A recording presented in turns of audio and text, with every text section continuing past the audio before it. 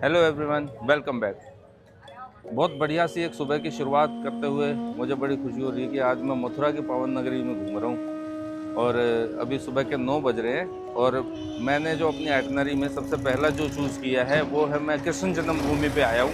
ये जो आप मेरे पीछे देख रहे हैं ये कृष्ण जन्मभूमि का एंट्री गेट है या फिर आप तोरण द्वार भी कह सकते हैं। तो हम आज यहीं से शुरू करेंगे। चलो अंदर चलते चलते बाकी की बातें करेंगे।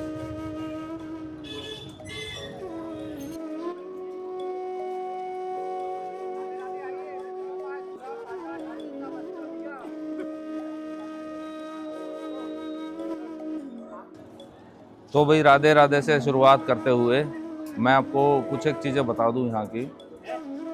कुछ लोगों को पता होगा, कुछ लोगों को नहीं भी पता है कि कृष्ण जी का जन्म जो हुआ है वो जेल में हुआ था। तो इसीलिए यहाँ पे जो जन्मभूमि बोला गया है तो ऑब्वियसली सीधी सी बात है कि यहाँ पे वो जेल भी होगी। लेकिन भाई दुख की बात यह है कि यहाँ पर ना फ़ोन, कैमरा, बेल्ट, पर्स कुछ अलाउड नहीं है। आप खाली जेब जाएंगे अंदर। कुछ भी, बिल्कुल मतलब कुछ भी ले जाना, हाथ में ब्रेसलेट वगैरह तक ले जाना, वॉच वगैरह भी अलाउड नहीं है। यहाँ पे पीछे लॉकर बने हुए हैं, वहाँ लॉकर में 20 रुपये लगेंगे, आपका सारा सामान यहाँ जमा हो जाएगा और सेफ रहता है, ऐसी बात नहीं है। ये जो है अंदर वो जेल है जो कंस के द्वारा बनाई गई थी और खुद के बहन और जीजा को उन्होंने इस जेल में रखा था। तो कृष्ण जी का जन्म यहीं हुआ था। तो मैं अभी अंदर होके आता हूँ और वहाँ पे से आने के बाद आपको बाकी की स्टोरी बताएंगे और दोबारा ज्वाइन करेंगे। तो ये बढ़िया से दर्शन तो हो गए हैं और मज़ा आया अंदर। जो मैं अभी बाहर बता रहा था ना कि 10 रुपये 20 रुपये जो देने पड़ते हैं, वो 20 रुपये अब यहाँ नहीं लगते हैं, निःशुल्क है यहाँ पर। जो आपका कैमरा, मोबाइल वगैरह सारी चीज़ें रखनी है। और बाकी अंदर जो है वो 10 रुपये लगते हैं गुफा में घुसने के लिए। गुफा में उनके, आपको पता है कृष्ण जी कितने नटखट थे, तो उनके बाल रूपी दर्शन दिखाए गए हैं, बाद की लीलाएं दिखाई गई हैं। और उसके बाद मेन जो कारागार है, जेल, जेल के अंदर कोई पैसा नहीं है, कुछ नहीं है, वहाँ पे दिखाया गया है। अच्छा, बढ़िया, मज़ा आया दर्शन करके। एक्चुअल में यहाँ पर कैमरा, फ़ोन, ये सब इतनी सिक्योरिटी क्यों है, हाई सिक्योरिटी? क्योंकि 1670 में औरंगजेब और महमूद गजनी ने ये मथुरा पे आक्रमण किया था और ये मंदिर को तोड़ दिया गया था। फिर उसके बाद गोयनका जी ने इसका पुनः निर्माण करवाया और आज भी ये एक विवादित जगह है। इसी के जस्ट बगल में मस्जिद बनी हुई है और यहाँ पे मंदिर है। तो मस्जिद, भाई मुस्लिम बोलते हैं कि ये हमारी जगह है और हिंदुओं के तो ऑब्वियसली है ही है। इसका कोर्ट में केस चल रहा है, तो होप क्या फैसला आएगा, देखते हैं। और भाई ये मंदिर में अगर आपको आना है तो सुबह 6 बजे से आना चाहिए और 6 से 12 ये मंदिर खुले रहते हैं। उसके बाद ये सारे मंदिर, यहाँ के जितने भी मंदिर है, सब बंद हो जाते हैं। तो उस टाइम पे आपको विश्राम घाट चले जाना चाहिए। यमुना नदी का बड़ा ही बढ़िया घाट है। लेकिन यमुना नदी से एक चीज़ मेरे को याद आई, यहाँ का पानी बड़ा खारा है भाई, जबकि नदी इतने पास है तो पानी अच्छा खासा होना चाहिए। एनीवे, होगा कुछ रीज़न। यहाँ पे मंदिर में एंट्री होने के 3 दरवाजे। मैं गेट नंबर 1 से घुसा था। गेट नंबर 1 से जस्ट निकल के गेट नंबर 2 के पास में ये पोतरा कुंड है। इस कुंड के बारे में बोला जाता है कि यहाँ पर कृष्ण जी के जो बाल अवस्था वाले वस्त्र थे वो धोए गए थे। पहले ये कुंड कच्चा होता था, बाद में इसको पक्का कर दिया गया था। अब यहाँ से मैं निकल कर जा रहा हूँ, यहाँ से 2.5 किलोमीटर दूर है द्वारकाधीश। सबसे बेस्ट मेरे को ये लगा कि यहाँ पर अपनी गाड़ी खड़ी कर दो और आप ये जो बैटरी वाले रिक्शा होते हैं इनसे घूमो खूब। 10 रुपये 20 रुपये ये लेते हैं, इधर से उधर आप खूब घूम सकते हैं और सारी चीज़ें आप आराम से देख सकते हैं। तो चलो अब द्वारकाधीश के दर्शन करेंगे।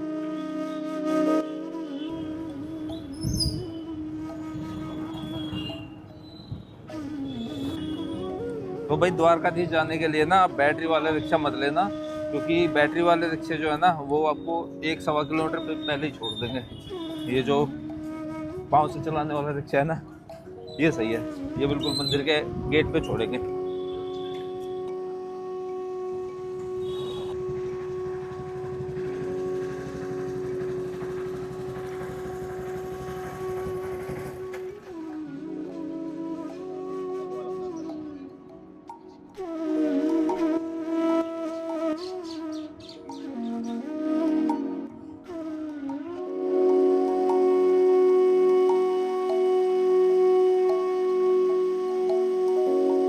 तो भाई सबसे बढ़िया सजेशन मैं आपको दूंगा, मैं वहाँ से आया हूँ और मेरे को एक भाई ने बोला कि भाई सबसे बढ़िया जो है ना ये द्वारकाधीश और गोकुल धाम और कंस का जो किला था ये सारे यमुना नदी के किनारे किनारे पे हैं। तो इन सब जगहों पे अलग अलग घूमने के लिए रिक्शा ना करके जब आप द्वारकाधीश पहुँचते हैं ना, तो द्वारकाधीश के पास से ही एक घाट है और घाट पे बोट मिल जाती है बढ़िया, वैसे वाली चप्पू वाली बोट ले लो या मोटर बोट ले लो। मैंने मोटर बोट ले ली है और मेरे को 500 रुपये में ये बोट मिली है जो कि मेरे को 5-6 जगहों पे लेके जाएगी।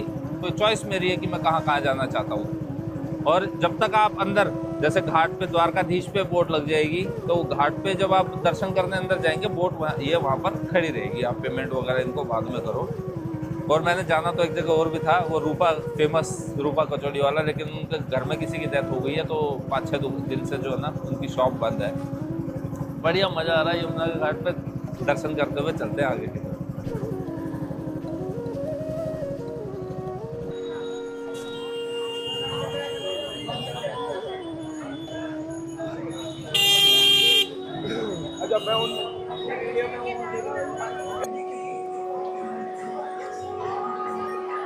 तो जी पहुंच गए हैं द्वारकाधीश। और इस मंदिर का निर्माण 1814 में सेठ गोकुलदास के द्वारा किया गया था और यह मंदिर कृष्ण जी को समर्पित है।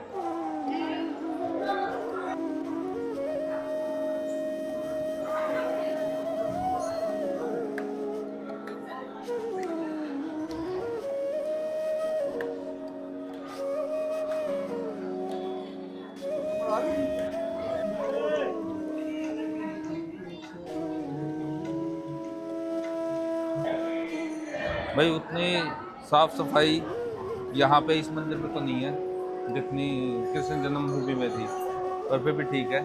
हमारे 10 मिनट के अंदर अंदर दर्शन हो गए। अब चलते हैं दूसरी तरफ को।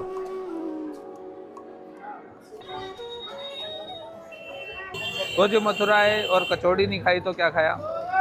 वैसे जो छोले पूरी या पूरी सब्जी आलू की और छोले कुलचे और भाई कचौड़ी, इनका चलन तो मथुरा से ही चला था, सच बात तो यही है। और स्पेशली ये यहाँ पर अभी आज भी ट्रेंड में है ये चीज़ें। और एक चीज़ और है, जैसे आगरा का पेठा मशहूर है ना, वैसे ही मथुरा की के पेड़े, मथुरा के पेड़े बहुत मशहूर है।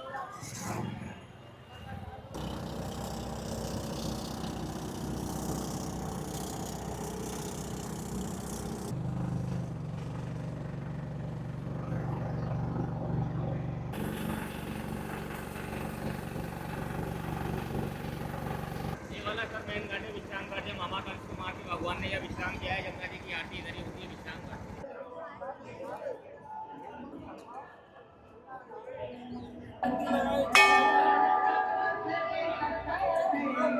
भाई मैं इस वक्त खड़ा हूँ विश्राम घाट पे। विश्राम घाट इसको क्यों बोला जाता है, और ये फेमस घाट है यहाँ का, क्योंकि कृष्ण जी ने जब कंस का वध किया था तो उसके बाद यहाँ पर आकर उन्होंने कुछ टाइम के लिए विश्राम किया था, इसीलिए इस घाट का नाम विश्राम घाट है। और ये बाकी घाटों में से सबसे ज़्यादा सुंदर है। और यहाँ पर आपको ज़्यादा नहीं, बस थोड़े से दर्शन करने हैं। आप 5 से 10 मिनट यहाँ बिताइए, उसके बाद आप जा सकते हैं। और एक और मेन बात, जो यमुना जी की जो आरती होती है वो भी इसी घाट पे ही होती है।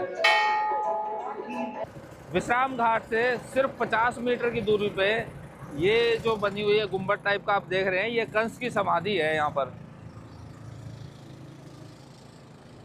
तो भाई नदी के इस पार जस्ट ये है गोकुल। कृष्ण जी को जब उनके पिताजी जन्म होने के बाद जो यमुना नदी पार करके लाए थे, ये यहीं पे लेके आए थे। ये विश्राम घाट के जस्ट सामने है।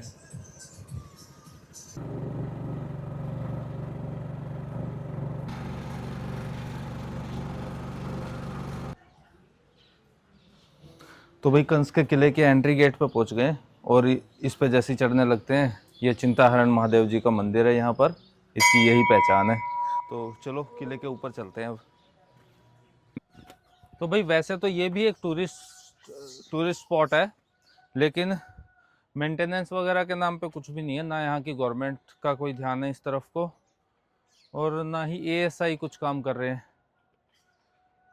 टोटल मतलब ना पूरा कीचड़ गंदगी सब वेस्ट है, जबकि पता है कुछ जैसे हर जगह तो आप टिकट ले ही रहे हो भाई, यहाँ भी ले लो थोड़े बहुत पैसे, लेकिन मेंटेन करोगे तो अच्छा है ना, टूरिस्ट आएगा ही कम से कम यहाँ पे।